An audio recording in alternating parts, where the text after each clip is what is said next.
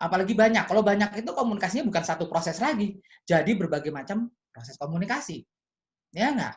Contohnya, kalau misalnya saya tinggal Zoom ini, terus kalian masih ada di dalam Zoom meeting, kemudian kalian ngobrol sendiri-sendiri, itu nggak hanya satu proses komunikasi.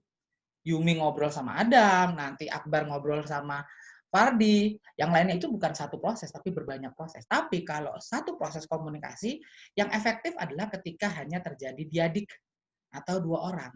Kalau tiga itu berarti ada satu yang biasanya ngerasa dicuekin. Ya nggak? Kalian coba kalau ngobrol bertiga, terus tiba-tiba kalian gini, gimana lu kemarin? Iya kan lu udah gimana kemarin? Iya kemarin gua udah coba ke rumahnya si ini. Yang satu kan dicuekin. Si ini tuh siapa? Kemarin tuh ngapain? Ya nggak? Pasti ada rasa seperti itu.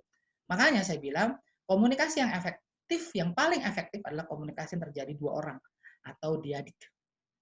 Ya. Kalau pengembangannya, komunikasi antar pribadi atau interpersonal itu bisa mengarah ke yang lebih jauh. Yang tadinya task relationship bisa mengarah kepada social relationship. Kalau saya cuma begini doang, ngobrol begini, itu task relationship. Pengembangannya apa? Ya nggak ada, kita hanya bergerak di pekerjaan aja. Tapi kalau saya udah ngobrol berdua nih, misalnya tiba-tiba dia begini, Pak saya mau curhat Pak, Pak curhat kita ngobrol segala macam. Yang tadinya kita cuma sekedar task relationship, kita jadi social relationship. Ya, yang tadinya kita cuek, ya udah nggak peduli saya, itu mahasiswa saya ketemu cuma pas ngajar. Begitu udah selesai kuliah, dia masih curhat, akhirnya kita ngobrol bareng, sering ngobrol segala macam, itu jadi social relationship. Yang namanya komunikasi antar pribadi, dia bisa berkembang lebih jauh. Ya nggak? Contoh, yang tadinya cuma kenalan, akhirnya bisa lebih dekat, bisa pacaran, dan segala macamnya. Clear, itu terjadi karena komunikasi antar pribadi atau interpersonal. Ada yang mau ditanyakan? Ada yang mau ditanyakan? Saya nggak kecepatan kan? Yum, saya kecepatan nggak, Yum? Enggak, Pak. Oke. Saya bilang tadi, kembali lagi, makasih Yumi. Ya, jadi sekali lagi, komunikasi yang paling efektif adalah biasanya yang terjadi antara dua orang. Kalau udah tiga orang, lebih bahkan, udah nggak efektif. Contoh nyata. Tadi malam, saya ngirim chat loh kepada grup kalian, saya kirim bahan. Nggak ada tuh satupun yang komen.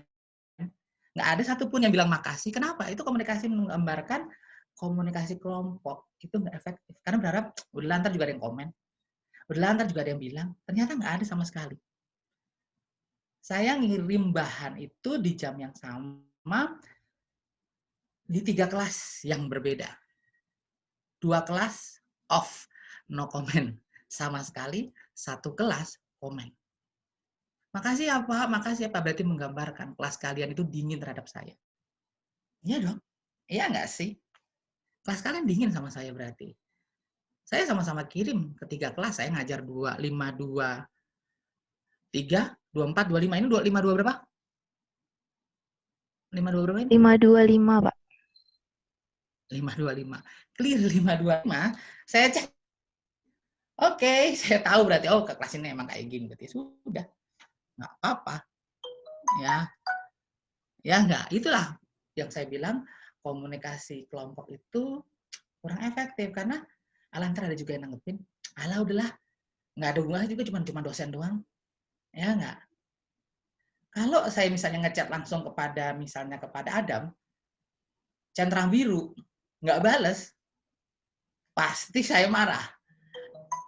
Saya ngechat kepada Adam nggak dibalas, saya bisa komen lah, kok nggak dibalas gitu. Tapi kalau komunikasi kelompok begitu di chat nggak balas, saya mau gimana gitu loh. Ya nggak? Ya nggak, saya tanya sekarang itu nggak efektif memang komunikasi di dalam kelompok, agak kurang efektif dibandingkan komunikasi interpersonal atau antar pribadi. Kalau saya ngechat Adam mau balas nggak enak, ya nggak? Dia lebih tua, ingat komunikasi itu mengandung unsur konten dan relation, isi dan hubungan. Pak Satria juga dosen saya, udah tua pula, saya nggak balas, nggak enak pula kan gitu. Tapi kalau di grup kan, ntar ada ketua kelas yang ngechat, ntar ada ketua kelas yang ini, ntar ada PJ-nya kok yang balas. Clear. Ya nggak, saya tanya. Halo? Halo? Iya, Pak. Pada kemana? Iya, Pak. Ya kan? Ya nggak, berarti itu menandakan kelas kalian dingin sama saya. Ya nggak apa-apa. Jadi ntar kalau saya dingin kepada kelas kalian, jangan salahkan. Iya dong. hubungan itu kan timbal balik. Iya nggak? Iya nggak, Fardi? Iya Pak, maaf Pak tadi jaringan saya ini Pak terkeluar tadi sempat, jadi nggak kedengaran tadi Bapak ngomong Iya, apa. iya. Berarti kalau kelas kalian dingin sama saya, ya kalau saya dingin sama kalian, it's okay gitu ya, ya nggak? Hubungan itu timbal balik. Makanya kemarin kita udah bilang, ketika kita membuka diri, kemungkinan besar orang lain akan membuka diri sama kita. Itu namanya hubungan resiprokal, timbal balik. Ya kalian dingin sama saya, kalian cuek sama saya, ya saya pun begitu. Kan gitu. Ya nggak? Clear ya, itu hubungan, pola hubungan memang kayak gitu. Kalian baik sama saya, ya saya baik sama kalian. Ya, kalian nggak baik sama saya, kecenderungannya saya juga nggak baik. Saya kan manusia biasa, saya bukan dewa, saya bukan malaikat, ya, dan saya bukan robot gitu loh. Oke? Ada yang mau komen? Ada yang mau komen? Ada yang menambahkan? Ada yang menanyakan? Halo? Tidak ada Belum Pak. ada Mungkin. sepertinya Pak. Kalau saya ngomong ya ditanggapi itu loh. Ya nggak Saya sih? Ini komunikasinya nggak efektif, ini bukan karena sinyal, bukan karena teknologi, tapi kalian memang yang kadang-kadang agak kurang sensitif. Saya nanya, diem, itu kalau komunikasi kelompok begitu. Kenapa? Ada antar juga ada yang jawab. Ternyata nggak ada yang jawab. Ya resiko tanggung masing-masing. Oke, next. Oke, ini hubungan antar pribadi, ini prosesnya. Ya, kalau Devito bilang ini ada prosesnya. Tergantung kita mau menyelesaikan di mana. Ya, ada yang baru kontak sekedar ini. Kalau task relationship itu ada di nomor 1 dan nomor 2. Itu task relationship. Social relationship dimulai dari nomor 1 sampai nomor terakhir. Ada yang cuman kontak-kontakan, habis itu hilang. Pak, besok ngajar ya Pak. Oke, saya ngajar. Hilang. Ya udah, itu namanya sekedar cuman proses 1, cuman kontak, habis itu udah nggak ada urusan lagi. Yang kedua adalah keterlibatan.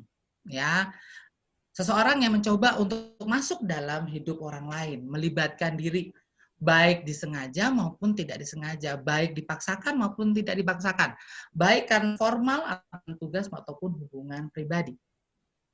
Ya, kalau pekerjaan otomatis kita ketemu di kantor tiap hari, ada keterlibatan kan?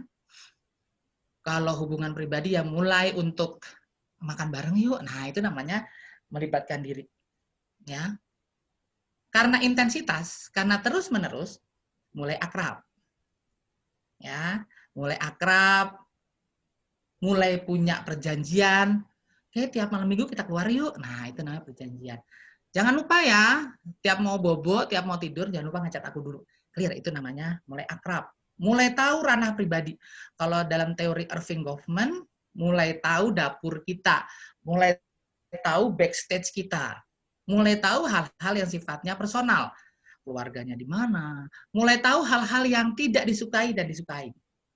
Ya, itu namanya faktor akrab. Nah, tergantung nih. Makanya saya selalu biasanya menjelaskan teori hubungan antar pribadi De Vito ini kayak hubungan pacaran. Udah akrab banget. Lama-lama mulai bosen, mulai rusak, mulai cari yang lain. Nah, itu namanya rusak. Ya. Oke, tergantung nih dirusak ini. Mau balik lagi ke akrab, ya biasanya kita evaluasi diri. Atau ya sudahlah kita putus. Selesai.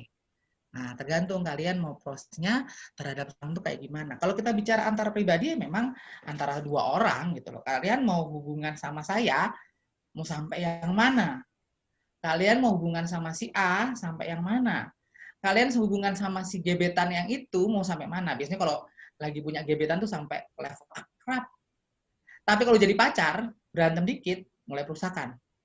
Kalau udah nggak klop, ya putus. Selesai.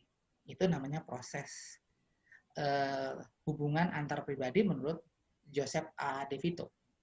Ya, biasanya kalau saya gambarinnya senangnya pakai kayak gunung. Kalau akrab itu lagi di puncak-puncaknya. Lama-lama landai, lama-lama hilang. Ada yang bertanya kan? Izin bertanya, Pak. Dulu mungkin, Pak. Siapa yang nanya? Saya, Pak. Halo. Saya, Pak. Ya. Nggak Ya kedengeran. saya yang mana? Siapa namanya? Sebut nama. Fardi, Pak. Fardi, Pak. Ah, Fardi, Pak. ya Fardi. Apakah setiap hubungan antar pribadi itu pasti melewati perusakan dan pemutusan, Pak? Enggak lah, saya bilang kan tergantung kita mau yang mana. Makanya setiap tahap ini kan muncul yang namanya kontak keluar, keterlibatan keluar. Kita belum tentu bisa sampai ke akrab, kita belum tentu bisa sampai putus, gitu loh. Gantung kita bagaimana memaintain hubungan kita dengan orang lain, memaintain hubungan kita dengan pasangan kita, ya. Bisa jadi kita cuma di level akrab aja ya bisa, akrab terus ya udah. Ya kayak ibu-ibu bapak kita, ya enggak, yang sampai sekarang masih pada level ya akrab. Walaupun ada level perusakan pasti ada berantem segala macam, tapi tidak sampai level pemutusan. Ya, itu seperti itu. Ya. Kalau Ada yang cuma ini- sampai kontak selesai gitu. Terus Kalau Pak Fardi? misalnya habis keterlibatan langsung perusakan itu bisa nggak, Pak? Atau habis kontak langsung perusakan? Istilahnya nggak berhubungan gitu. Bisa aja. Bisa, misalnya kayak hubungan kantor nih, hubungan kantor. Hubungan kantor kan nggak mungkin. Jarang sekali yang sampai akrab. Ya keterlibatan aja, terus tiba-tiba ada hal-hal yang menjadikan kita rusak hubungannya, bisa. Nggak sampai level akrab, tiba-tiba dia loncat, itu bisa. Bisa terjadi. Ya, tiba-tiba bisa oke lah, kita udah nggak ada hubungan, selesai. Clear, putus, bisa jadi. Bisa jadi. Ini kan bukan matematika yang 1+1=2. Gitu loh. Ini bisa terjadi banyak case yang akhirnya dari proses keterlibatan langsung perusakan, langsung putus, itu bisa. Tapi kalau kita bicara antar pribadi di sini, konteksnya adalah biasanya hubungan tidak hanya pada task relationship, pada sosial, tapi lebih kepada social relationship. Makanya hubungannya sampai kepada akrab, rusak, putus. Ini kita bicara bukan pada faktor pekerjaan, tapi kita pada hubungan personal. Ya, kalau kamu bilang, kamu tanya, bisa nggak Pak dari keterlibatan langsung keputusan? Bisa. Ya, biasanya itu urusan pekerjaan-pekerjaan. Atau putusnya nggak apa ya istilahnya, nggak ada masalah pun bisa. Kayak gini, kita ngajar sini tiba-tiba di ujian akhir semester, kita udah nggak ada hubungan dong, putus dong hubungan kita, iya nggak? Iya nggak? Kalau hubungan selesai bisa, kita cuma keterlibatan, saya kenal kamu, terus kita terlibat dalam komunikasi di dalam kelas, begitu selesai hubungan kita, udah nggak ada kontak, udah nggak ada clear. Pemutusan di sini bukan berarti harus dalam hal yang buruk, tapi juga bisa karena memang situasi dan keadaan. Jelas ya? Jelas, Pak. Terima kasih, Pak. Oke, ada lagi? Ada lagi? Belum ada sepertinya, Pak. Oke, si Adam dari tadi buka mic, kirain mau ngomong, nggak taunya cuma buka tutup. Oke, next. Oke. Nah, sebetulnya kalau daya tarik antar pribadi ini, ya, bagi saya itu kita nggak bisa langsung ke daya tarik fisik. Kita biasanya daya tarik pribadi itu ditandai dengan first impression dulu. Ya, nggak mungkin dong saya tertarik sama kamu tiba-tiba karena saya tahu hobi kita sama. Ya, agak nggak mungkin gitu loh. Kenapa? Ya mau nggak mau, disadari tidak disadari, kita punya yang namanya first impression. Ketika first impression yang nggak dapet, otomatis kita nggak bisa masuk ke interpersonal attraction. Gitu loh. Apa sih yang menyebabkan atau menimbulkan first impression? Apa aja? Apa yang menimbulkan first impression? Ada yang bisa jawab? Apa yang menimbulkan atau menyebabkan first impression kita bagus? Sebelum kita masuk ke sini ya. Ya, silakan. Siapa? Ifah Nurul, Pak. Ya, silakan. Jadi menurut saya first impression itu keramahan, Mbak. Ya, bisa jadi keramahan kita. Kontak mata kita. Gimana ceritanya orang mau dekat dengan kita, mau tertarik dengan kepribadian kita, kalau kita ngelihat aja dengan ekor mata. Ngelihat ekor mata tuh gini. Ngelihatnya tuh ekor mata. Udah, orang sebaik-baiknya kalian, ya, Tapi kalau kalian lihat orang dengan ekor mata itu udah nggak mungkin bisa dapat penilaian bagus. First impression itu kalau kita anggap makanan, dia itu bungkusnya. Kalian begitu makan nasi, enak banget nih nasinya dibeli dari restoran mahal, tapi ternyata dibungkusnya pakai kertas koran. Ilfil nggak kalian? Ilfil, Pak. Ilfil nggak saya tanya? Ilfil. Mau makan nggak? Ya enggak lah Pak. Gimana ceritanya kita mau tahu lebih dalam kalau tampak luar aja udah nggak meyakinkan. Nah, tadi saya mau balas jawab IPA ya? Ya, Pak. Ya, bahwa keramah tamahan, eye contact itu perlu. Orang masuk ke dalam diri kita, ya kita ramah dulu. Kita matanya hangat. Jangan lihat orang dengan ekor mata. Dengan tatapan sinis, ya repot lah. Kan gitu. Apalagi? Selain kontak mata atau keramah tamahan. Izin, Pak. Ya, Kalau betul. Evi? Ya, kalau menurut saya gestur tubuh, Pak. Jadi setiap, kalau misalnya pertama kita ngomong, kita berhadap-hadapan gitu. Ya. Dan gestur tubuh juga bisa.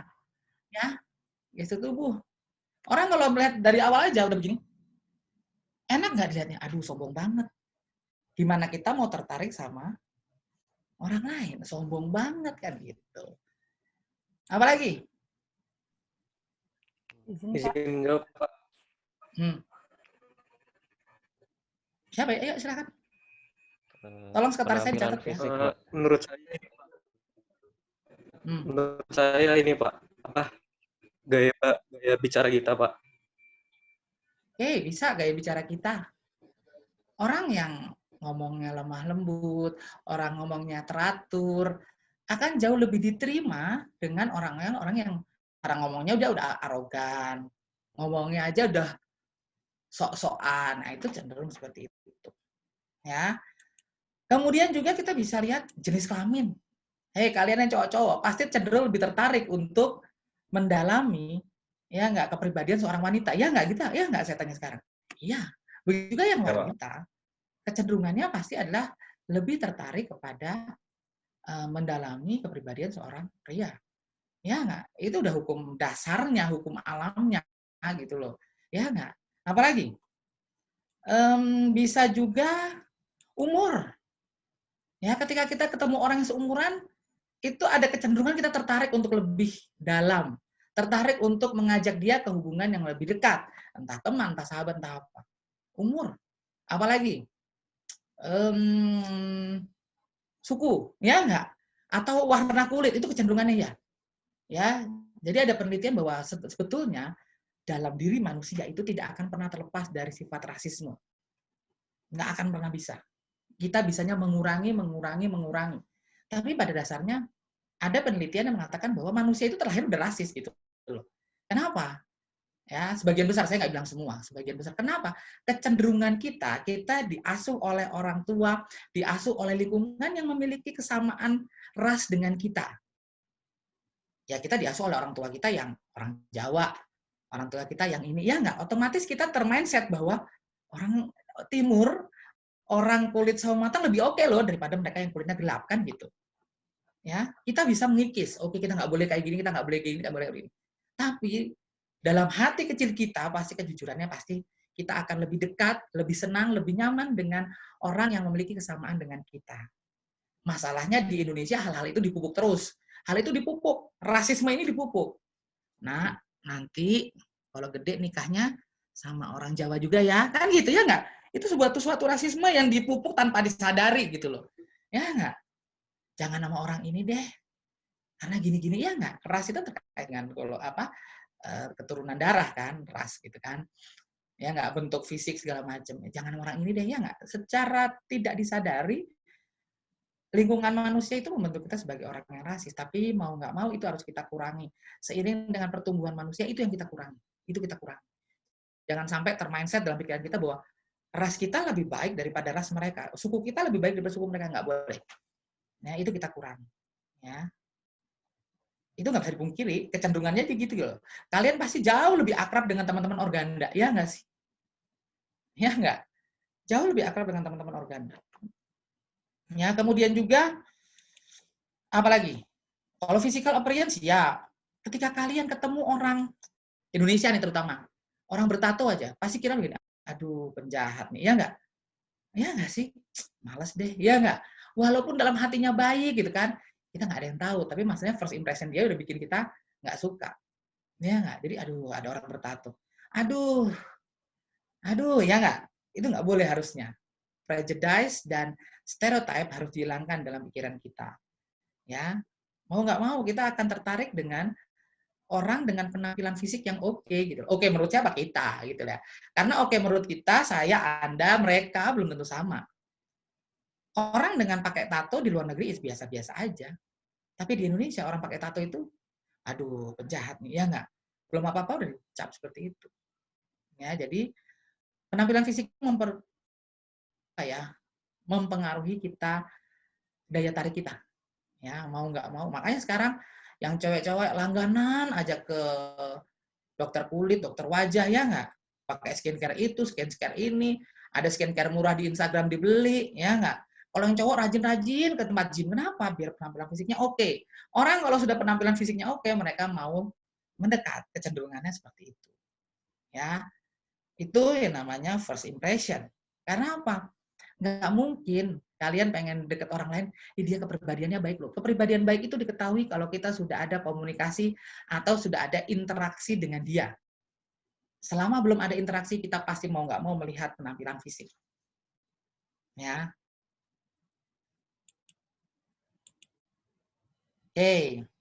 Kemudian juga penampilan fisik itu tadi ada yang bilang keramahan, ya, kehangatan, senyuman, itu juga mempengaruhi daya tarik kita. Nah, begitu sudah kita oke, ini orangnya oke nih, dari penampilan oke, misalnya gitu kan, oke dia juga lawan jenis saya, kemudian dari suku juga kayaknya sama nih sama kita nih kan gitu.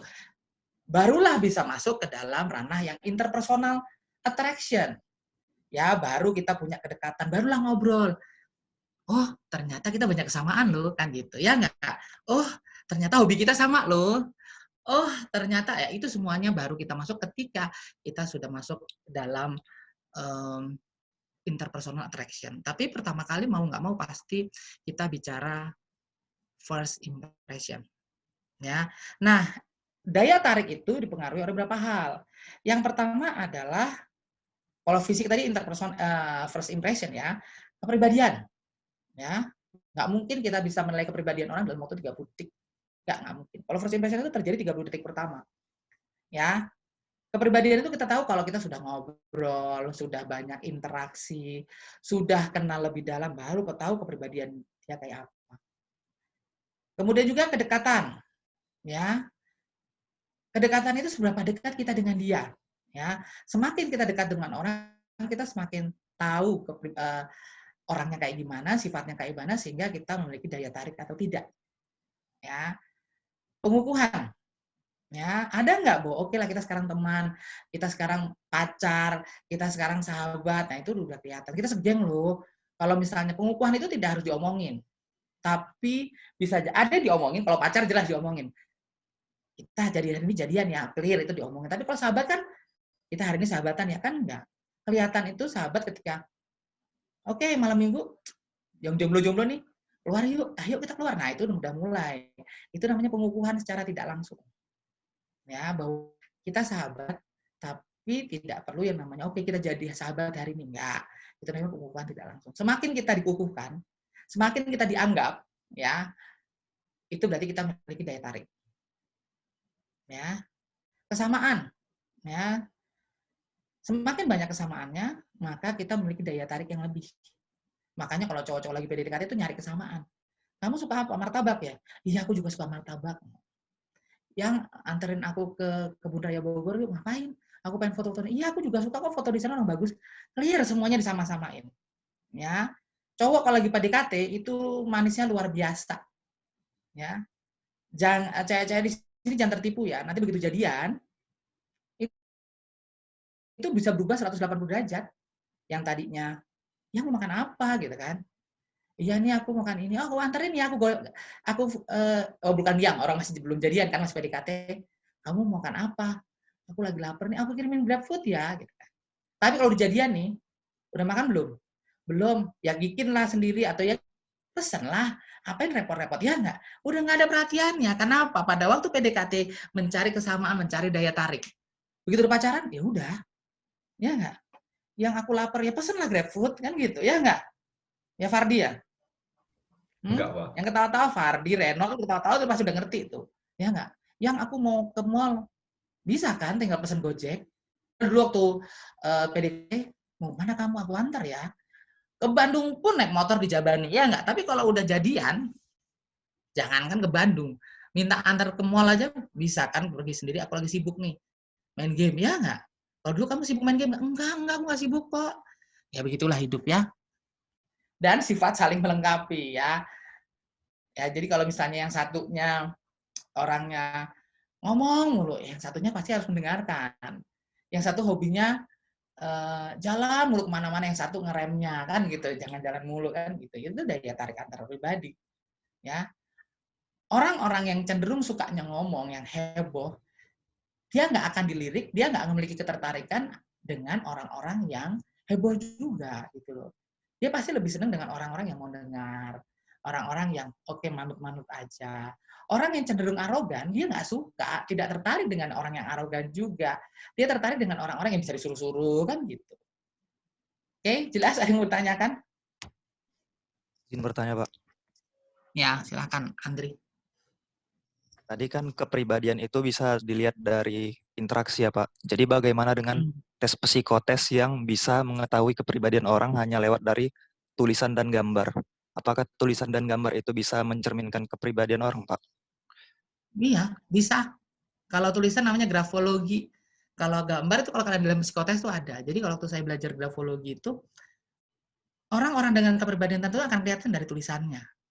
Dan ini sudah teruji secara akademis, teruji secara klinis gitu kan. Dan tulisan-tulisan yang kalian buat itu, ya, itu bisa mendeteksi kalian punya sifat kecenderungan kriminal atau tidak. Biasanya huruf-huruf yang dibuat tajam-tajam, berarti orang tersebut punya kecenderungan kriminal. Nanti aduh kalau kita ketemu secara offline saya bisa kasih tunjuk, cuman kalau online gini susah gitu loh.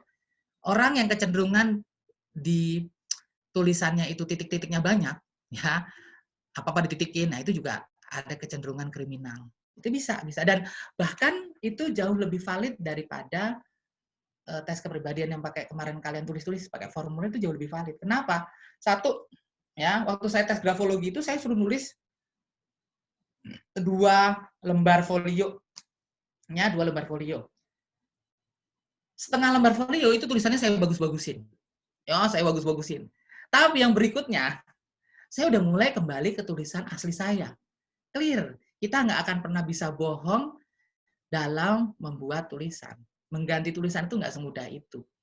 Proses mengganti tulisan tangan kita itu butuh waktu beberapa bulan. Makanya sebenarnya kalau grafologi atau tes tulisan tangan itu 2 tahun sekali di tesnya. Tapi kalau tes psikotes yang kalian lakukan kemarin, baik MBTI maupun DISC, itu 6 bulan sekali. Karena dia cepat sekali berubahnya. Tulisan tangan kita tuh nggak berubah. Sulit berubahnya. Kalau kita nggak niat banget, itu nggak akan kita rubah.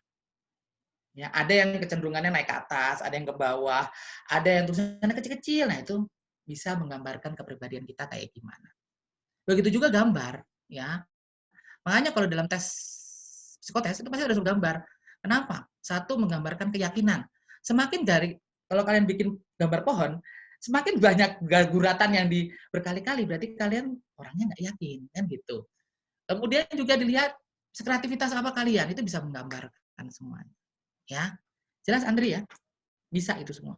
Jadi tes kepribadian itu nggak cuma kemarin 2 item atau 2 indikator atau 2 alat, yaitu MBTI dan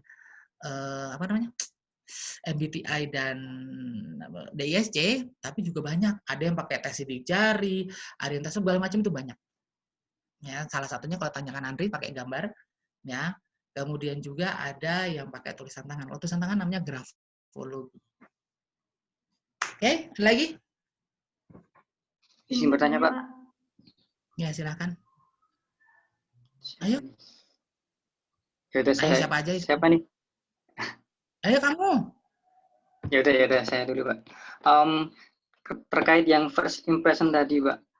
kayak ketertarikan itu relatif kan, Mbak. Kayak misalnya gini, orang kan tadi di awal kan sebutnya dia suka karena dia ramah misalnya atau apa, tapi kan ada kayak misalnya suatu ketika wanita itu suka sama, padahal orang ini nih kayak cuek, Mbak. Pertama cuek, terus dia kayak gimana gitu. Nah, tapi dia semakin kayak ingin tertarik gitu, Pak, ingin mengejar gitu, Pak. Itu bisa nggak sih, Pak? Bisa lah. Kita kan Jadi semua orang relatif punya gitu.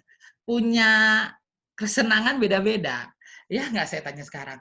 Ada yang ngelihat cewek itu ngelihat cowok pertama kali kalau udah terlalu ramah, udah nggak usah ramah banget sih, jangan-jangan sama cewek yang lain juga ramah. Ya nggak? Bisa jadi. Ada kalau yang cewek itu ngelihat, aduh cool banget dia, mukanya udah jutek. Nah, itu tergantung, setiap orang punya preferensi beda-beda. Ya. Ada yang ngelihat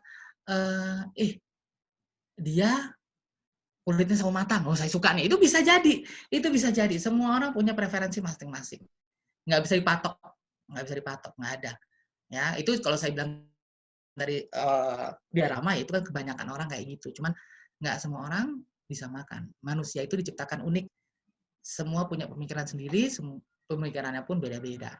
Ya, kita yang satu perut dengan adik kakak kita aja bisa beda, apalagi yang kita beda perut kan gitu, beda dari orang tua kita, apalagi beda negara ya beda lagi, ya nggak? Jelas ya? Lihat lagi? Jelas, Pak. Makasih, Pak. Izin bertanya, Pak. Ya. Kalau misalnya dalam hubungan antar pribadi komunikasi itu kan kadang ada yang merasa kalau dia mau berkomunikasi itu kalau ada rasa dihargai atau menghargai gitu, Pak. Itu tuh termasuk first impression, apa sudah masuk termasuk interpersonal attract dalam kepribadian ya, Pak? Saya masih bingung terkait itu. Ada perasaan apa? Dihargai dan menghargai gitu ya? Dihargai dan menghargai, Pak. Nah, itu udah masuk interpersonal dong. Kita mau gimana mau tahu? Emang kita 30 detik pertama dia tahu dia hormat sama kita apa enggak? Dia orangnya santun sama kita apa enggak? Enggak tahu. Kalau interpersonal itu semuanya yang tampak, first impression itu semua tampak luar.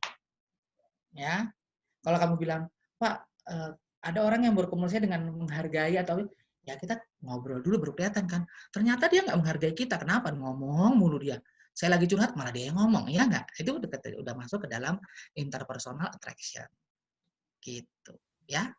Iya, Ada lagi? Pak. Oke. Oke, nggak ada? Next.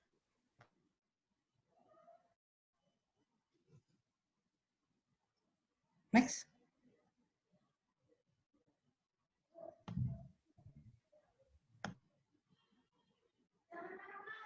Nah, komunikasi akan efektif ya kalau menurut pandangan para humanistis ya, pandangan humanistis, maka perlu ada yang namanya keterbukaan. Saya bilang kemarin, open area, kalian terbuka dengan orang lain pun kecenderungannya terbuka dengan kalian. Kita harus punya empati ya. Jangan lagi susah pandemi kayak gini, artis-artis malah update story Instagram liburan di Bali. Itu nggak punya empati kan. Orang lagi susah, kita malah pamer beli HP baru. Ya. Udah tahu nih teman kita dari keluarga broken home. Tapi dia pamer kemesraan dengan orang tua. Nggak punya empati namanya. Ya. Sikap pendukung. Ya. Kalau teman lagi bilang, besok gua mau lomba ini nih, ya dukunglah, semangat ya, saya yakin kamu bisa.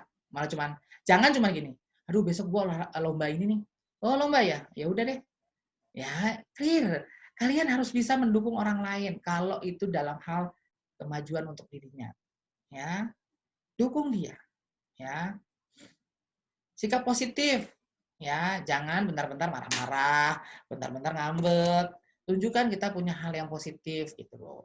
Ya, dan kesetaraan, ya jangan udah tahu kita sama-sama mahasiswa, kamu seenak-enaknya nyuruh teman kamu, beliin ini dong, jangan lupa ya makanan gue dibeliin.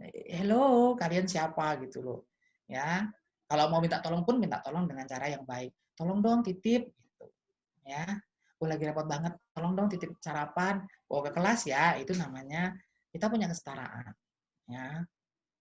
Jangan, bawain ya buku gue ya, bawain tas gue ya.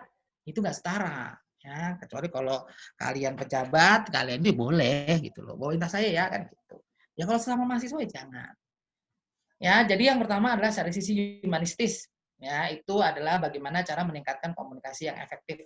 Ada keterbukaan, empati, suportif, positiveness, dan juga kesetaraan. Next. Nah, dari sisi sudut pandang pragmatis, ya, kalau kita lihat dari orang per orangnya atau hubungan orang dengan orang lain, seseorang dengan orang lain, maka dalam hubungan interpersonal itu perlu yang namanya kepercayaan diri. Yakin gitu loh, bahwa kita mau menjalin hubungan dengan dia. Ya, yakin kita melangkah. Yakin kita kasih senyuman sama dia biar dia juga mau mendekat dengan kita. Senyum itu adalah komunikasi nonverbal ya, yang universal. Ya, ngerti kan bahwa yang namanya komunikasi nonverbal itu sifatnya tidak universal. Kenapa tidak universal? Contoh, kalau orang Indonesia setuju, kecenderungannya begini. Ya enggak. Tapi kalau orang India setuju, cenderungnya dia geleng-geleng kepala. Clear, beda arti. Orang Indonesia, ya orang Indonesia lagi kampanye, lagi foto bareng, itu kecenderungan kayak gini-gini nggak ada masalah, ya enggak? Ya enggak. Tapi di beberapa negara, ya, menunjukkan ada jari telunjuk dan jari tengah seperti ini, itu dianggap tabu, nggak sopan, ya enggak? Ya enggak? Atau begini, ini juga ada sih dianggap beberapa orang di beberapa negara dianggap tidak sopan, clear. Padahal kalau kita kan, gimana saat besok kuliah? Oke, kan gitu ya nggak? Pak besok kuliah? Oke, kan gitu, nggak masalah kita di kita. Tapi di beberapa negara itu jadi masalah. Clear, itu menandakan bahwa komunikasi nonverbal itu sifatnya tidak universal. Setiap daerah, setiap kelompok, setiap negara memiliki aturannya masing-masing. Ya, oke, tapi ada satu komunikasi nonverbal yang sama di seluruh dunia, yaitu senyuman. Senyuman itu berarti bahwa saya menerima Anda, saya mempersilahkan Anda masuk dalam hidup saya, kan gitu. Itu namanya senyuman. Ya, artinya sama di semua dunia. Ya, mau di tadi Afrika, mau di Asia, mau di Amerika, senyum itu menandakan kita diterima dan silakan masuk dalam hidup saya. Gitu, itu namanya senyuman. Ya, jadi percaya diri. Kalau orang senyumnya aja udah nggak yakin, gimana ceritanya kita mau menyilahkan orang lain masuk dalam hidup kita. Percaya diri itu penting. Yang kedua adalah kebersatuan. Ya, kita punya perasaan yang sama dengan orang lain. Ya. Kemudian juga manajemen internal. Ya. Bagaimana kita memanage hubungan kita dengan orang lain. Ya. Kemudian juga bisa nggak kita mengekspresikan diri, itu penting. Dalam komunikasi interpersonal, itu sangat penting dalam mengekspresikan diri. Kalau kita sudah dekat, kalau kita sudah akrab, dengan kode cuman, udah ngerti, oke, berarti sudah keluar. Tapi kalau kita belum akrab, Pak, maksudnya apa kamu kasih kode ke saya? Kan gitu ya nggak? Pak, maksudnya apa kasih kode? Itu berarti kita belum bisa memiliki gaya ekspresi yang tepat, kan gitu. Ya nggak? Kita juga kalau menghadapi daya ekspresi ini termasuk ketika kita dalam keadaan mendatang ke tempat orang sakit atau orang kedukaan, ya jangan kita malah senyum-senyum, kita malah ketawa-ketiwi. Berarti kita nggak bisa mengekspresikan diri kita sesuai pada tempatnya. Ya, dan yang terakhir adalah berorientasi kepada pihak lain. Kalau saya ngomongnya kasar, orang lain rasanya gimana ya? Kalau saya ngebentak-bentak, apa yang dirasakan orang lain? Pikirkan gitu loh. Apa yang dirasakan orang lain? Kalau dirasa, duh pasti dia sakit hati. Ya makanya kita nggak boleh gitu. Duh kayaknya dia pasti bakal kesel. Ya kita jangan gitu. Kalau gua ngasih kode-kode nggak jelas, terus komunikasinya nggak efektif, dia kesel, ya berarti kita nggak boleh gitu kan gitu. Itu namanya berorientasi pada orang lain atau other orientation. Ya, jadi kalau bagaimana meningkatkan komunikasi yang efektif itu, yang tadi humanistis digabungkan dengan pragmatis. Next. Oke, ada yang mau ditanyakan sampai sini? Mau ditanyakan? Belum kayaknya, Pak. Belum ya? Izin bertanya, Pak. Ya, silakan. mengenai efektivitas komunikasi kan sekarang ada yang namanya toxic positivity kan Pak.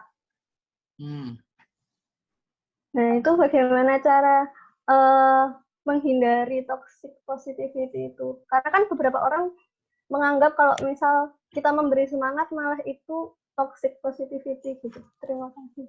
Oke, saya minta contohnya dulu deh toxic positivity. Saya takutnya kita berbeda interpretasi dengan toxic positivity.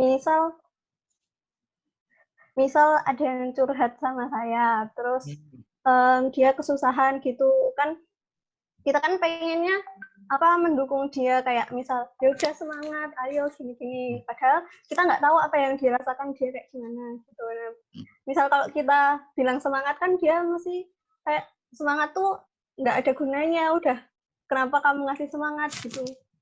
Kayak gitu Pak. Jadi kayak malah toksik.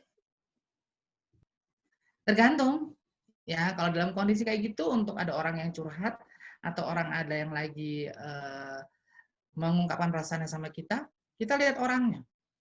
Orang ini tipenya curhat itu mencari solusi atau cuma pengen didengar. Ada orang-orang yang cuma curhat pengen solusi, berarti cukup dengan ya udahlah ini sabar, kamu harus jalani. Kayak gitu. Emang nggak ada gunanya sih, cuman itu berguna untuk mengurangi bebannya. Tapi ada orang yang pengen curhat nyari solusi gitu loh. Ada. Jadi tergantung, kita nggak bisa menyamaratakan toxic positivity itu ke semua orang. Tergantung. Kalau saya lihat dulu orang yang curhat ke saya itu minta solusi atau cuma pengen didengarkan. Kalau memang dia cuma pengen didengarkan, ya udah kasih aja kata-kata manis yang memang membuat dia semangat. Ya kamu sabar ya. Nggak semua orang lo bisa ngadepin kayak gini. Kamu hebat. Ya, clear. Itu bisa membarkan dia. Atau cuma sekedar oh gitu ya. Karena dia akan cerita terus. Itu untuk beberapa orang itu bisa meringankan bebannya. Tapi ada orang yang dia curhat, saya tahu orang ini tipenya adalah bukan tipe yang curhat, tapi dia mencari solusi ke saya. Ya kasih solusi. Ya. Jadi saya nggak bisa bilang itu berguna atau tidak, karena tergantung kembali lagi ke orangnya. Ya. Berdasarkan beberapa orang yang curhat ke saya, ya akhirnya saya tahu, ini kalau curhat dia cuma didengar doang nih, apalagi orang-orang sanguinis. Orang sanguinis itu cuma mau curhat, itu cuma pengen didengar. Dia nggak butuh solusi. Kenapa? Orang sanguinis itu dia akan menemukan jalannya sendiri biasanya. Dikasih solusi juga dia bebel kok. Ya nggak? Dikasih solusi juga bebel. Apalagi kalau masalah percintaan. Gua lagi sebel pacar gua gini gitu kan. Kamu semangat ya. Kalau dikasih solusi gini, udahlah putusin aja. Ya nggak bisa ya nggak? Dia pasti ngeyel.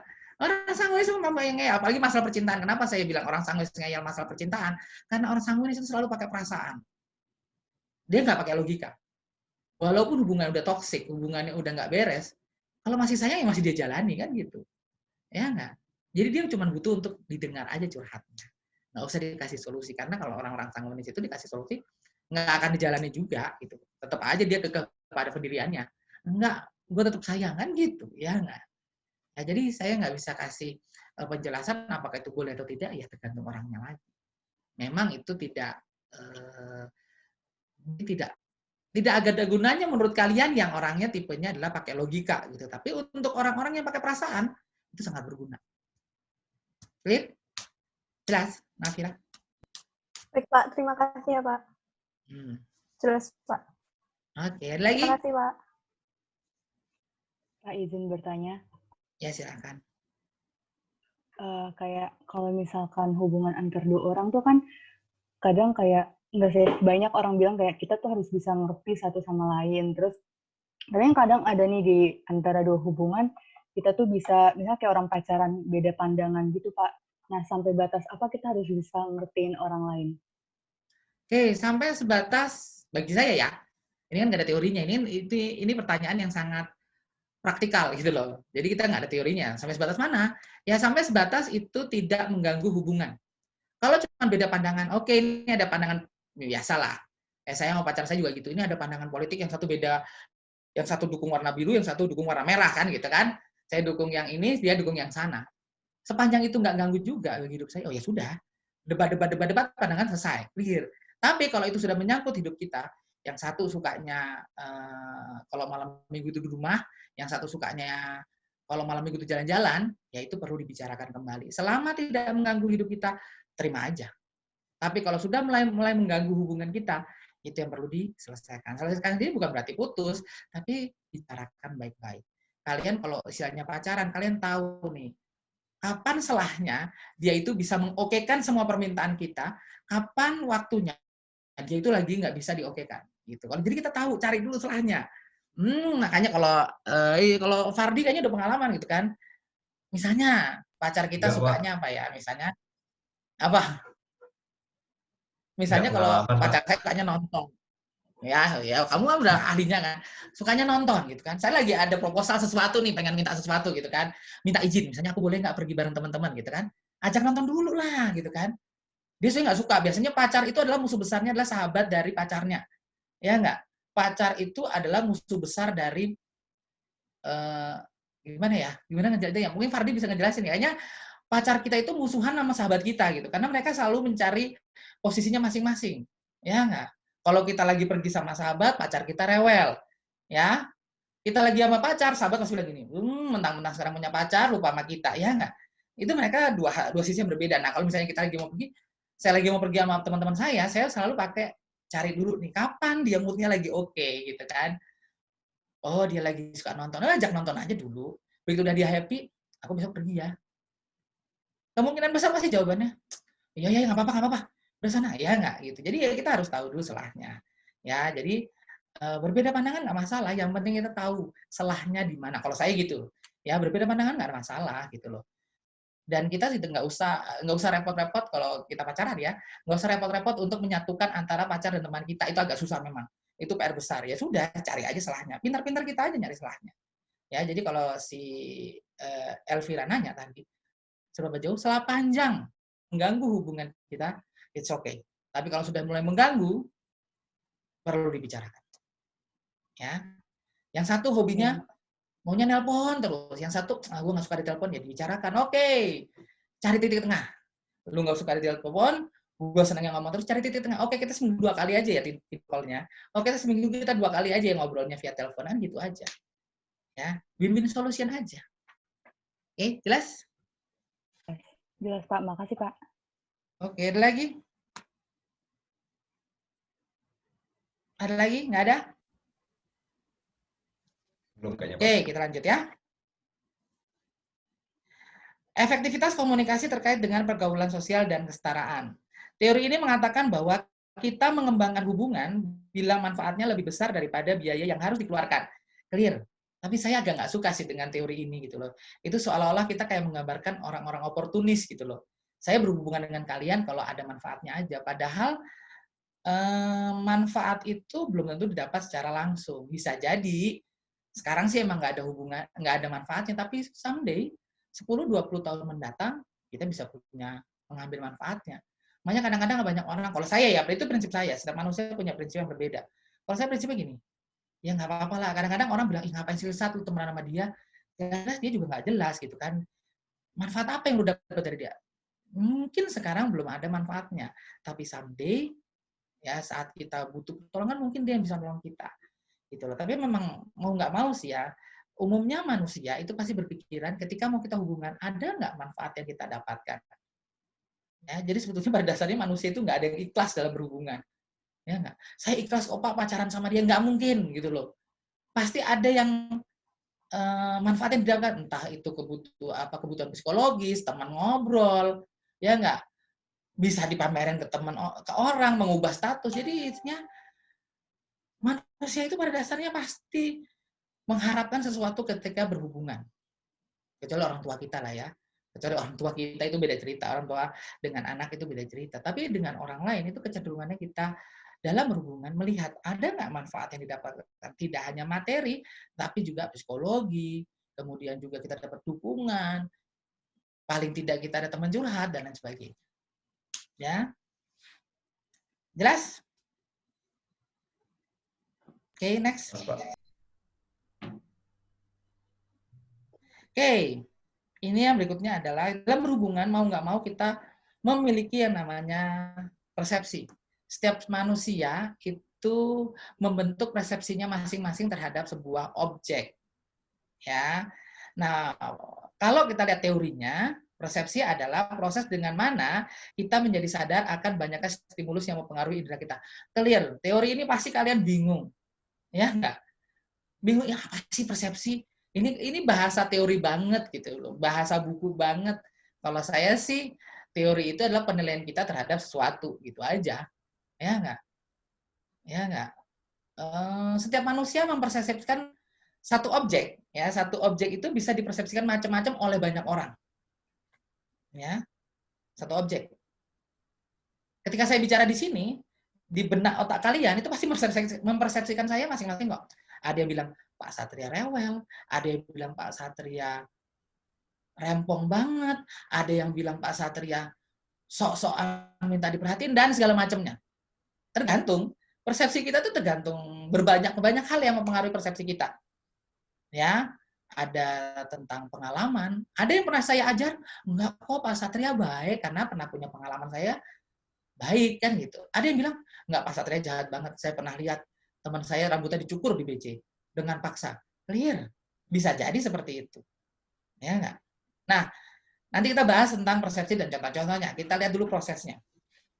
Ya, persepsi itu terjadi stimulasi alat indera. Jadi ada pesan yang masuk alat indera kita, baik mata, kulit, penciuman, rasa, dan sebagainya. Kemudian diproses sama otak kita, dievaluasi, ditafsirkan, akhirnya menjadi suatu persepsi atau penilaian. Ya, kalau saya sih gampangnya persepsi adalah proses manusia untuk menilai sesuatu. Next.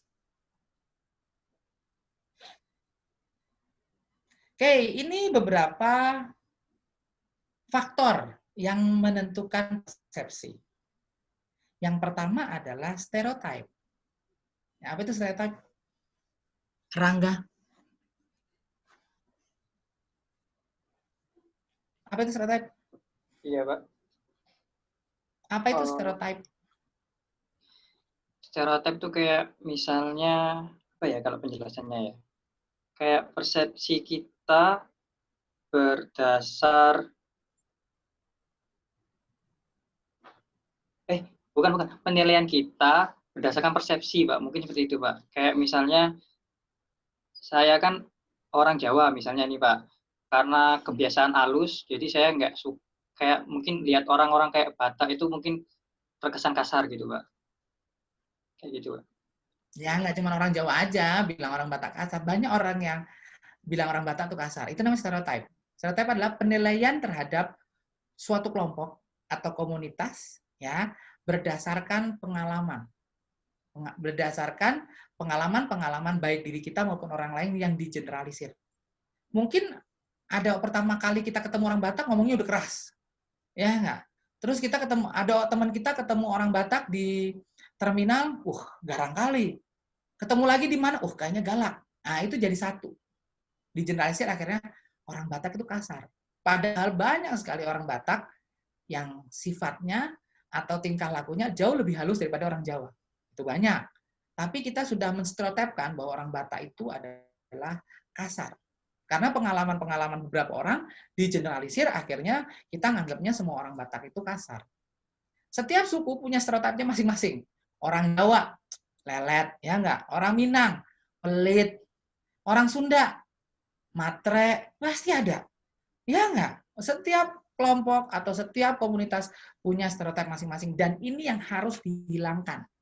Ini harus dihilangkan dalam benak kita sebagai orang yang sudah makan bangku kuliahan gitu loh. Nggak boleh, karena kita tidak bisa menjelaskan semua orang. Orang Batak yang dibesarkan di kalangan Jawa, ya dia halus-halus saja gitu loh. Ya nggak? Bisa jadi kan, banyak tetangga saya juga orang Batak, tapi jauh lebih halus daripada saya ngomongnya. Ya, jelas ya. Jadi stereotip ini harus dihilangkan. Nah, stereotip ini membuat kita memiliki persepsi terhadap kelompok tertentu. Ya, termasuk juga kepada kelompok wanita. Wanita itu sering sekali dinomorduakan. Ya, wanita tuh sering kali dinomorduakan. Ya, kalau misalnya gini, ada kelompok gitu, kelompok misalnya kelompok tugas kuliah. Kamu sekelompok, ya elah ada ceweknya rempong banget, jadi ya enggak. Padahal belum tentu dia rempong. Banyak cowok yang lebih repot daripada wanita. Banyak pria yang lebih repot daripada wanita, ya enggak. Clear, kita nggak bisa mengeneralisir. Itu namanya stereotype.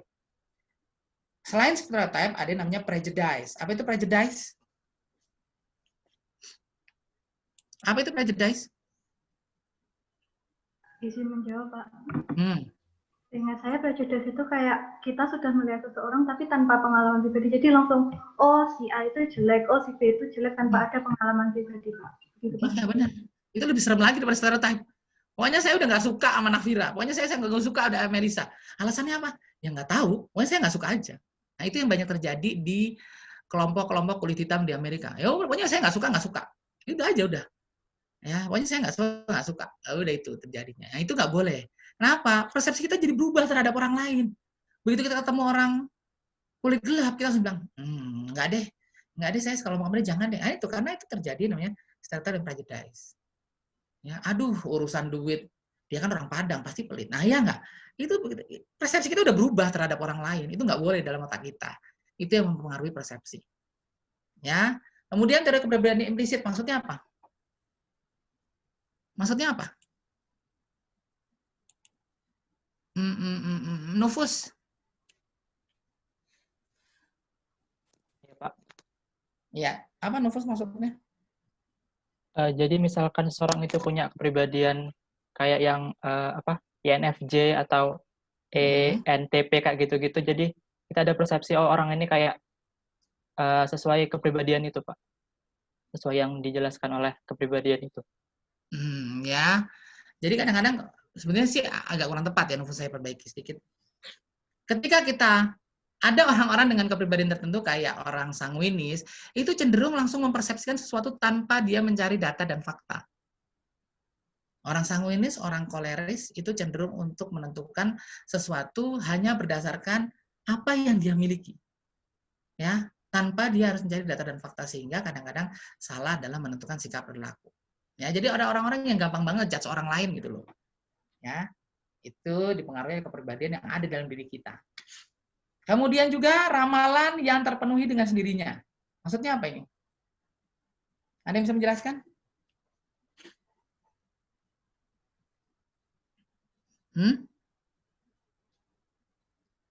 Ada yang bisa menjelaskan? Izin, Pak. Sebetulnya ramalan, aksentuasi, sama primasi itu antara ada kaitannya semua. Ramalan misalnya gini. Saya meramalkan yang namanya Richard itu, bukan, maka saya nggak mungkin meramalkan, saya bukan dukun kan. Kayaknya Richard itu orangnya baik deh. Nah, itu kayaknya, itu ramalan kita. Karena kita kayaknya udah tertarik secara first impression. Kita bakal mencari tuh yang baik-baik dari Richard, ya nggak? Kita bakal mencari yang baik-baik dari Richard, gitu loh. Nah, itu namanya ramalan akhirnya terpenuhi sendiri. Bener kan baik, buktinya dia mau nganterin si Upik pulang. Bener baik, buktinya kemarin sih, aduh, rahimku bergetar, rahimku banget, apa segala macam. Ya nggak sih? Padahal jelas-jelas dia narkoba, gitu loh. Karena itu kita persepsikan sesuai dengan keinginan kita, gitu loh. Tapi begitu Andika kangen Ben, udah jelek, belagu banget lagi. Resek struktur lah, mampus dari penjara. Ya nggak? Clear, itu sesuai dengan keinginan kita. Bukan berdasarkan data dan fakta yang ada. Gitu loh. Jelas ya? Jelas ya? Clear. Ya, itu contoh real itulah kasus Jeffrey Nicole sama Andika kangen Ben. Sama, Ariel Pertepan juga gitu, walaupun dia salah, begitu dia keluar penjara, itu banyak orang yang menyambut. Kenapa? Orang sudah pengennya dia tuh baik gitu loh. Walaupun sesalah apapun dia tetap baik kan gitu. Ya enggak? Primasi resensi. Primasi resensi itu adalah, kalau yang primasi, orang cenderung mempersepsikan sesuatu di awalnya.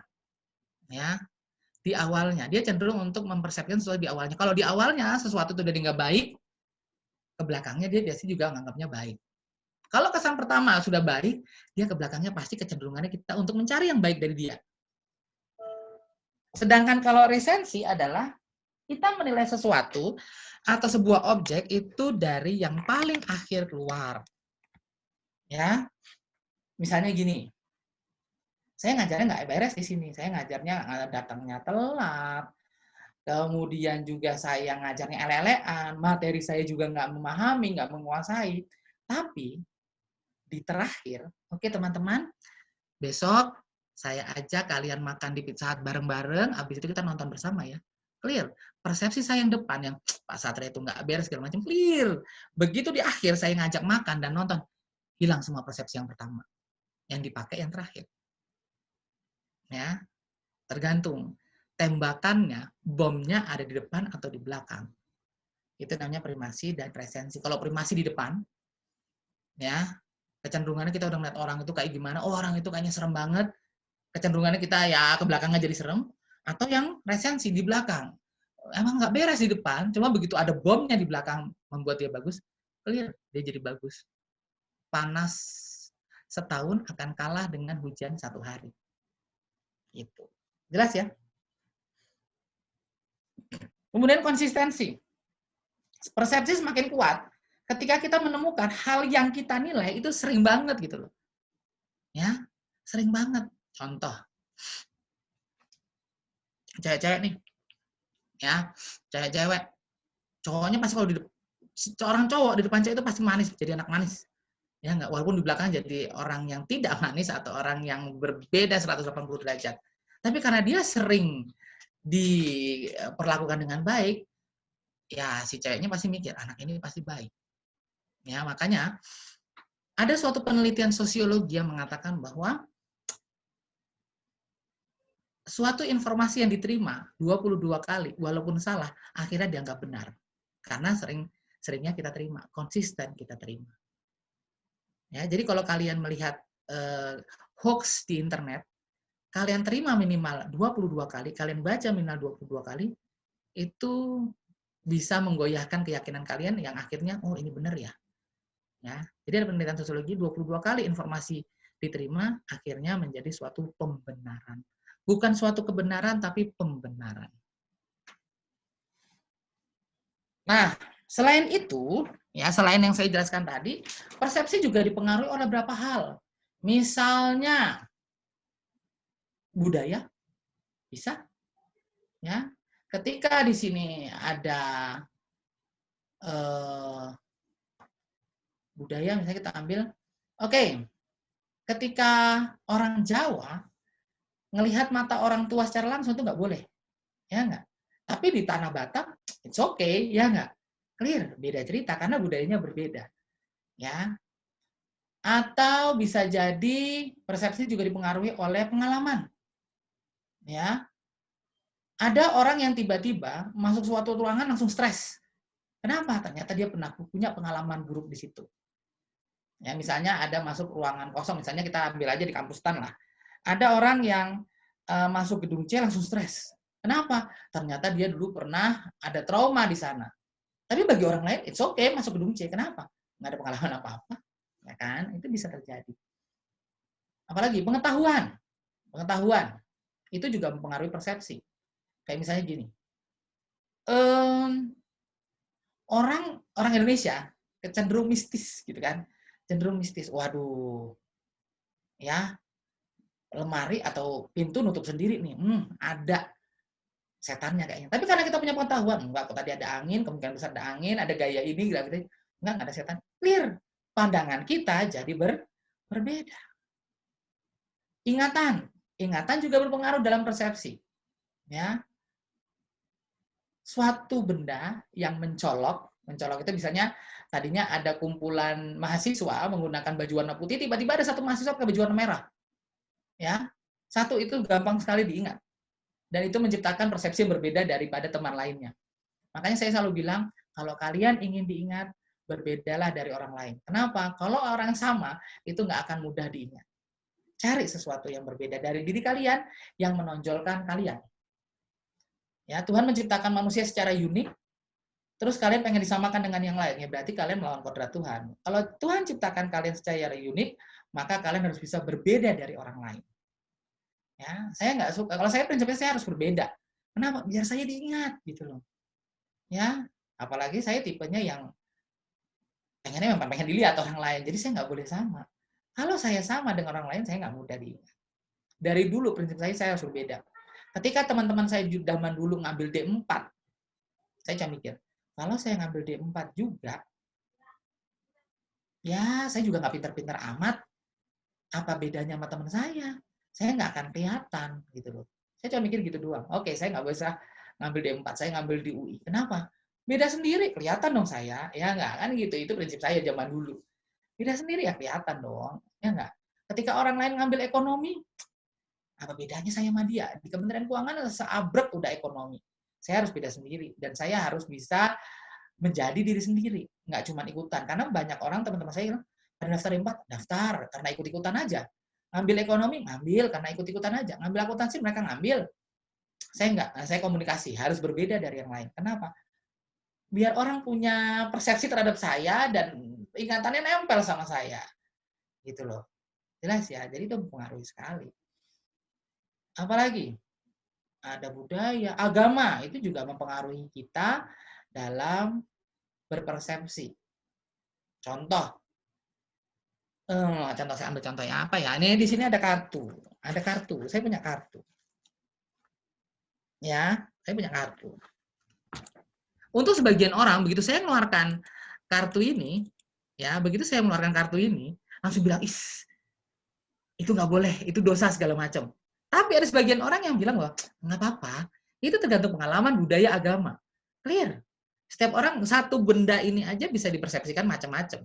Ya nggak? Apalagi banyak benda, banyak objek, banyak orang dalam diri kita, pasti kita memiliki persepsi masing-masing. Dan itu dipengaruhi oleh yang tadi. Tambahannya adalah ada budaya, ada agama, ada pengetahuan, ada pengalaman, ada ingatan. Jadi yang membentuk persepsi itu banyak sekali. Ada yang mau ditanyakan? Izin Ada yang mau ditanyakan? Pak. Ya, silakan.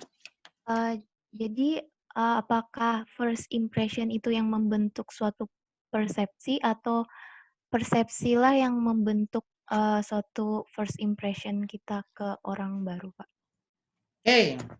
First impression itu yang membentuk persepsi kita. Ada orang memiliki tampilan atau misalnya penampilan fisik, kita mempersepsikan dia. Dan tergantung di mana kita dibesarkan. Kalau kita di dunia barat pakai tato, ada orang pakai tato, it's okay. Tapi kalau kita dihidupkan atau dibesarkan di dunia timur, orang pakai tato aja, nah itu jahat ya nggak? Kita yang mempersepsikan. Ya makanya agar kita persepsinya oke, ya kita mau nggak mau kita harus berpenampilan sebaik mungkin biar kita dipersepsikan juga baik. Gitu loh. Ngerti ya? Ngerti? Tadi siapa nanya? Iya, Pak. Terima kasih, Pak. Ya, jadi kita menggunakan atau kita memiliki daya tarik atau kita berpenampilan itu biar kita dipersepsikan baik. Itu. Dan persepsi itu kita nggak bisa paksakan. Semua orang punya persepsi berbeda-beda. Fardi, Elisa, kemudian Rangga, Adam, ya punya persepsi masing-masing. Ya, nggak bisa disamakan. Oke? Jelas? Ada lagi? Jelas, Pak. Nggak ada? Izin tanya, Pak. Ya, silakan. Bagi silakan.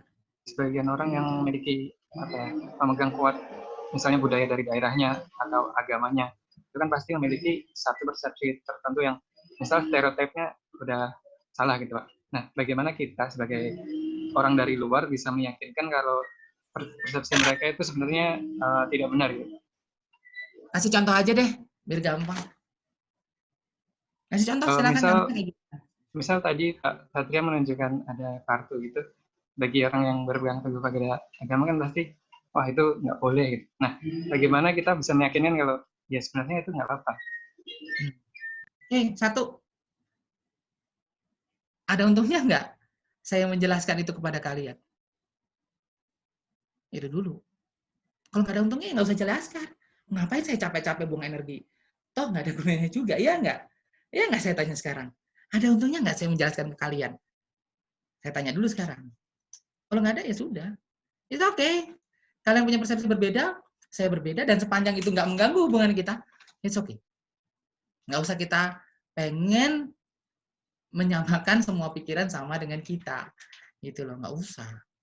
Selama ini saya punya pandangan kartu itu nggak masalah, kalian punya pandangan, ada masalah nggak dengan hubungan kita? Nggak ada kan? Saya juga tidak mengajarkan kalian main kartu di sini, saya juga tidak memaksakan kalian diramal di sini, ya sudah, it's okay. Nggak apa-apa, kecuali ya saya orang tua kalian, terus tiba-tiba kalian main kartu di rumah saya, di rumah gitu kan? Nah itu baru kita kasih tahu, karena apa? Ada kepentingan di situ. Ya, kalau selama nggak ada kepentingan, it's okay. Ya, mau ngapain kita repot-repot? Ya, atau juga nggak ada untungnya, malah ngabisin energi saya untuk menjelaskan, gitu. Ya, jadi nggak semua disamakan persepsinya, nggak harus. Ya, kecuali saya bilang tadi, kalau sudah mulai menyangkut kehidupan kita, sudah mulai menyangkut hubungan kita, baru kita persepsikan. Oke, jelas? Contoh, menurut saya yang paling efektif dalam mengajar adalah pakai Zoom. Belum tentu di kalian bilang paling efektif. Nah, itu kan mengganggu hubungan kita kan. Akhirnya kalian ngomong, Pak, besok-besok jangan pakai Zoom lagi lah, Pak. Kenapa? Gitu kan. Karena kalau pakai Zoom 1, 2, 3, 4, 5, 6, itu alasannya jelas. Nah, barulah oke, kita cari kesepakatan. Jelaskan sesuatu secara asertif biar mereka itu paham. Jadi kalau dalam menyikapi sesuatu ada sifatnya pasif, ya udahlah kita terima aja, diem. Pak Satria mau ngomong kayak, Pak Satria mau nge-zoom kayak, Pak Satria mau pakai WA, ayo diem aja. Kita pasif, itu namanya pasif. Atau ada yang reaktif. Nggak bisa, Pak, kita nggak bisa pakai Zoom. Bapak aneh-aneh aja minta pakai Zoom. Tahu sendiri pulsanya mahasiswa itu sedikit. Nah, itu namanya reaktif atau sangat aktif. Nah, yang kita butuhkan adalah asertif. Pak, mohon maaf, Pak. Kayaknya untuk minggu depan kita nggak usah pakai Zoom ya, Pak. Kenapa? Satu, kuota teman-teman juga banyak, Pak. Semua dosen nggak pakai Zoom. Minta tolong, Pak. Untuk Bapak, mungkin karena pelajarannya juga nggak terlalu penting, bisa jadi kita pakai WA grup aja, Pak. Gitu. Pak, ya beberapa teman daerahnya itu susah dijangkau sinyal, Pak. Jadi ya lebih itu namanya aktif. Itu baru perlu kita samakan persepsi. Ya, kita jelaskan positif, negatifnya apa secara asertif, secara data dan fakta. Clear karena itu menyangkut kehidupan kita dalam perkuliahan. Tapi kalau masalah kartu selalu mau mikirnya kecuali kalau ya itu menyangkut kehidupan kita. Sama ketika kita waktu saya ngajar table manner di kelas-kelas yang pernah saya ajar. Ketika saya bilang, oke, garpu taruh di tangan kiri. Makanan masuk mulut kalian menggunakan tangan kiri. Langsung ada beberapa protes. Pak, maaf, Pak. Saya mau nanya, Pak. Nah, dalam kehidupan kita, dalam agama saya, nggak boleh, Pak, masukkan makanan pakai tangan kiri. Clear. Itu baru kita selesaikan. Ya, itu baru kita samakan persepsi agar tercipta suasana yang kondusif. Itu. Baru saya jelaskan, oh gini. Oh, oke, Pak. Berarti gini, oke, clear. Itu karena menyangkut kehidupan kita. Karena dalam proses mengajar. Kalau masalah kartu atau masalah yang lain, ya it's okay. Orang mau pandangan sendiri beda karena tidak menyangkut hubungan kita. Kita tidak menyangkut tentang kehidupan kita. Jelas? Jelas, Pak. Oke. Ada lagi? Ada lagi? Nggak ada? Next. Oke. Membuat persepsi kita lebih akurat. Ya, di sini ada pasif, ya kita ngamatin aja, bener nggak sih Pak Satria orang yang kayak gini? Kalau persepsi gue Pak Satria itu orangnya rese, deh kita liatin aja dulu. Ya biasanya kalau kita udah punya pendapat rese, kita akan lebih cenderung untuk menggarisbawahi atau menandai hal-hal yang membuat persepsi kita benar. Pak Satria rese tuh kan bener kan, dia minta aneh-aneh kan, tuh kan bener kan, dia minta nge-zoom lah. Para dosen lain aja mintanya WA grup, tuh kan mintain. Nah itu namanya mengamati. Atau bersifat aktif nanya ke orang lain. Tanya teman-teman yang di BC yang udah pernah saya ajar. Mas Satria orangnya gimana sih? Nah, itu ditanya. Ya, atau boleh yang interaktif, nanya langsung. Pak, Bapak kok mintanya banyak banget sih, Pak? Nah, itu namanya. Kenapa? Biar persepsi kita nggak salah.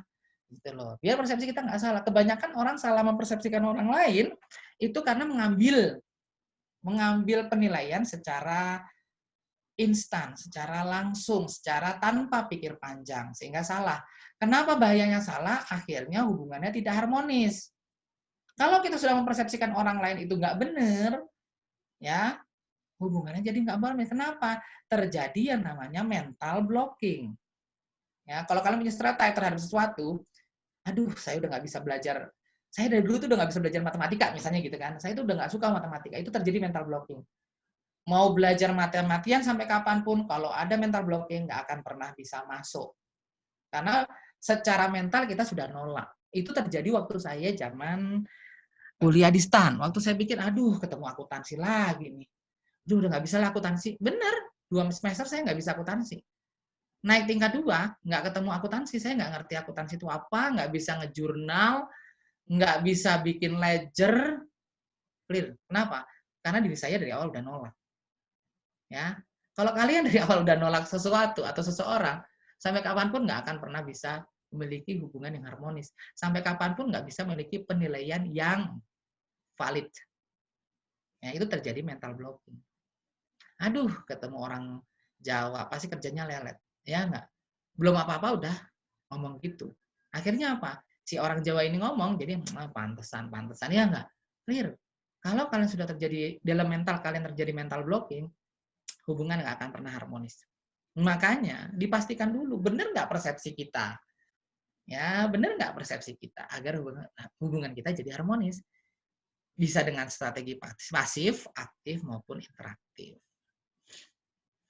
Nah, meningkatkan akurasi persepsi gimana? Cari berbagai petunjuk. Tanya sana, tanya sini, benar apa enggak. Ya.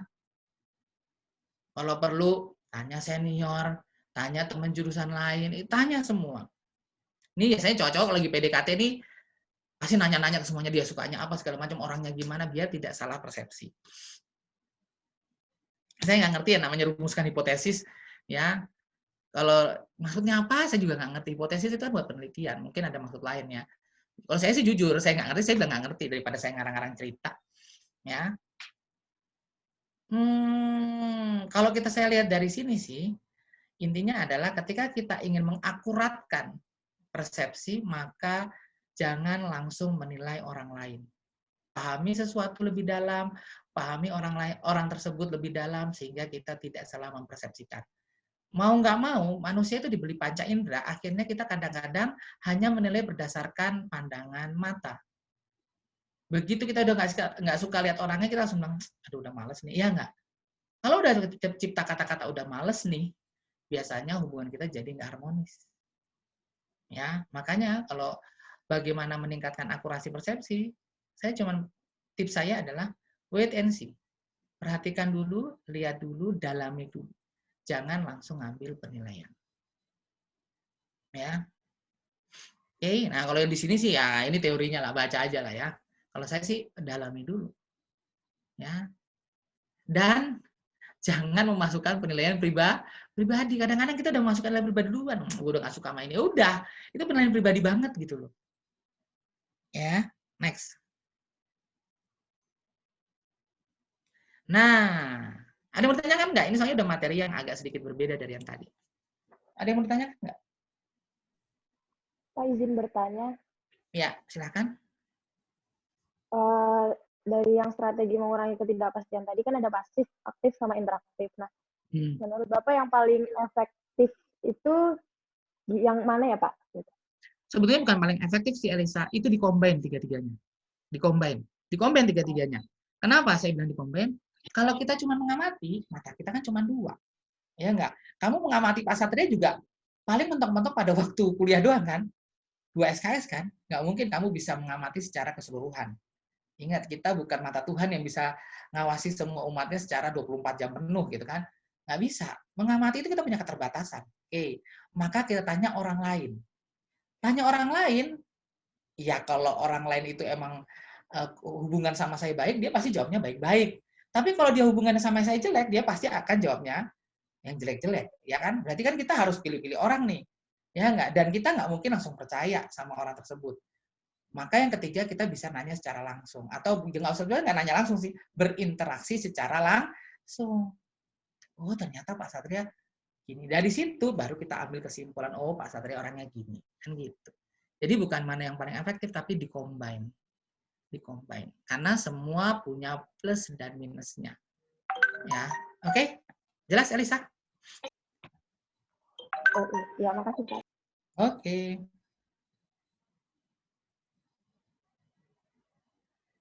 Ada lagi? Ada lagi? Oke, nah, dalam komunikasi antar pribadi, ada satu skill yang harus dimiliki, yaitu adalah skill untuk mendengarkan. Ini yang paling susah, ya. Mendengarkan apa? Mendengar beda dengan mendengarkan ya. Kalau mendengar tuh kalian di sini mendengar. Kalau mendengarkan secara seksama. Nah, perhatikan dia ngomong apa itu mendengarkan. Ya, Jadi Tuhan itu kasih 2 telinga, 1 mulut, berarti harus kita banyak mendengarkan daripada berbicara. Tapi sayangnya sekarang lebih banyak orang yang berbicara daripada mendengarkan.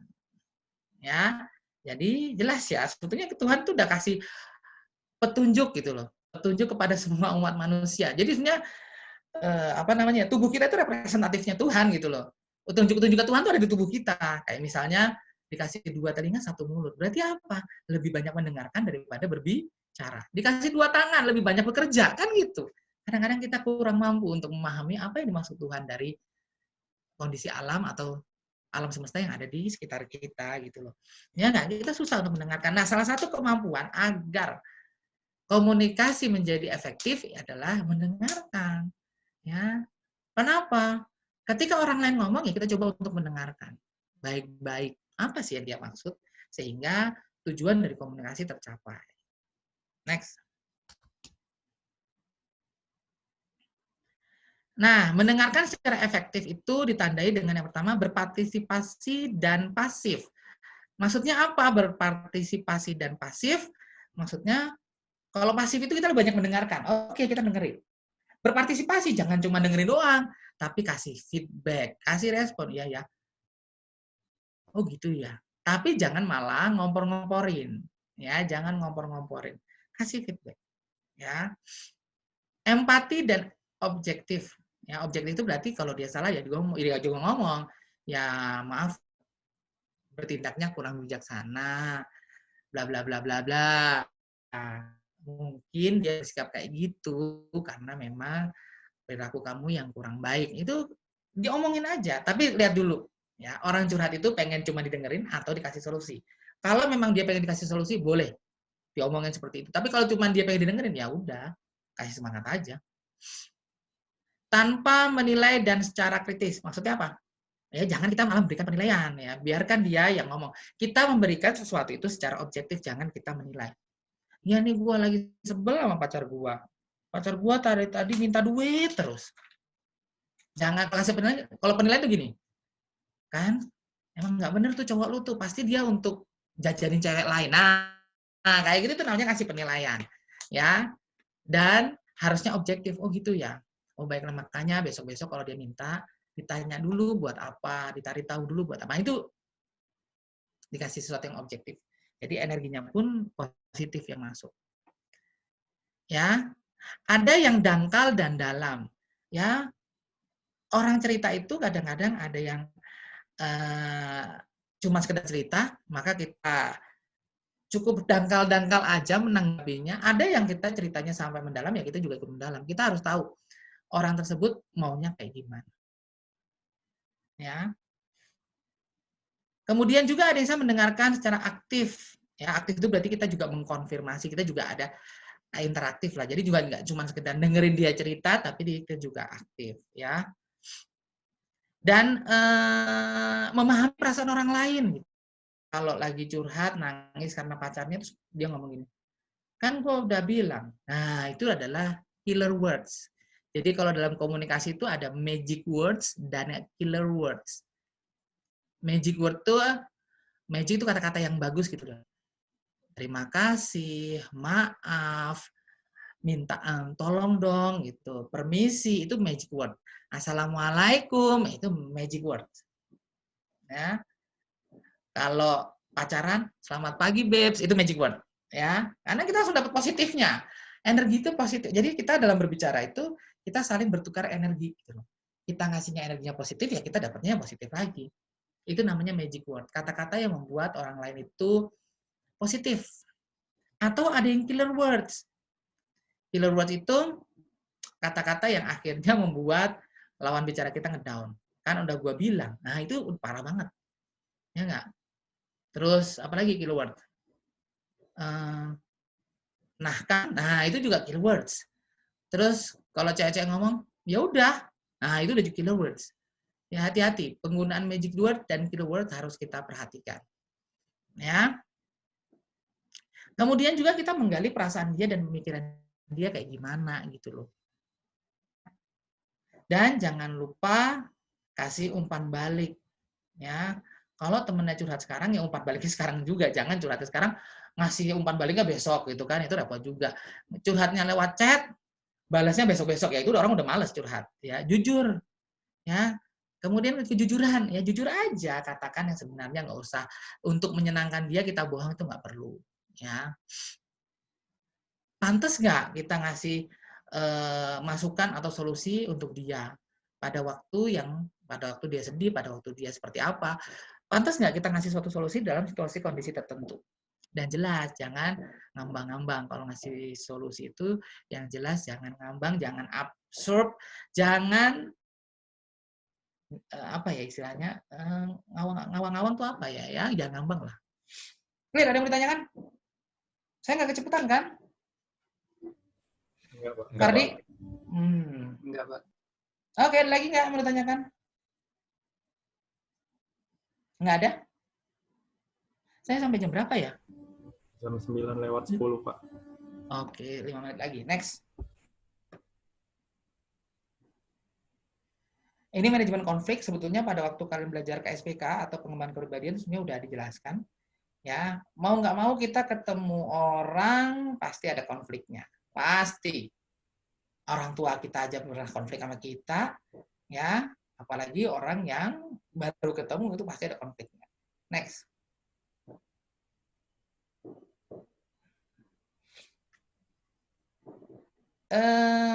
Ini nanti kalian baca aja. Jadi kalau manajemen konflik itu ada 5 jenis, ya mungkin bisa kalian catat.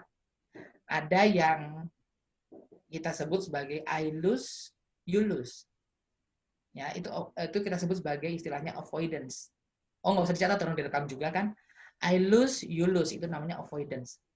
Jadi kalau ada konflik, ya udah tinggalin aja. Yang satu pergi kemana, yang satu pergi kemana. Clear, itu namanya avoidance. Masalah selesai? Nggak selesai. Tapi hanya menghindari aja. Gitu loh ya. Biasanya kalau pacar lagi ngambek, ya udah diemin dulu aja. Nah, itu namanya avoidance. I lose, you lose gitu kan.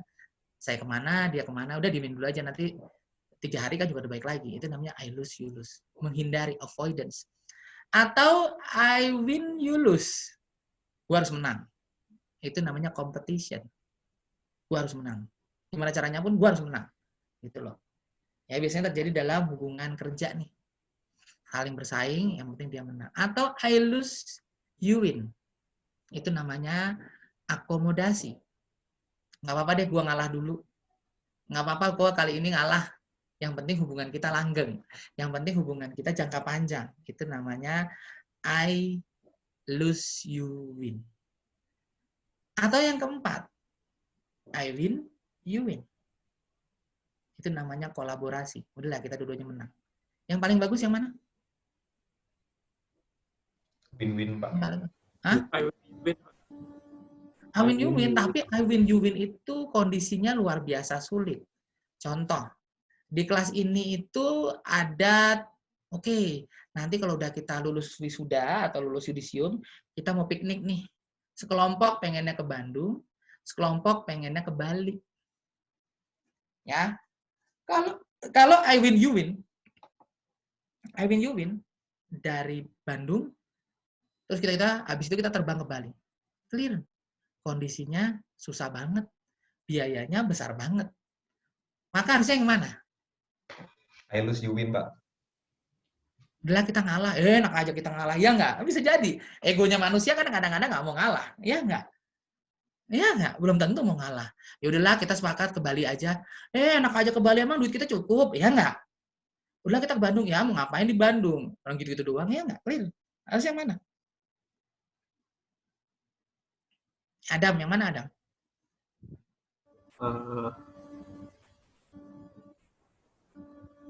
Yang mana? I lose, you lose. Ya berarti yang satu ke Bandung, yang satu ke Bali. Ya, itu nggak ketemu dong solusinya.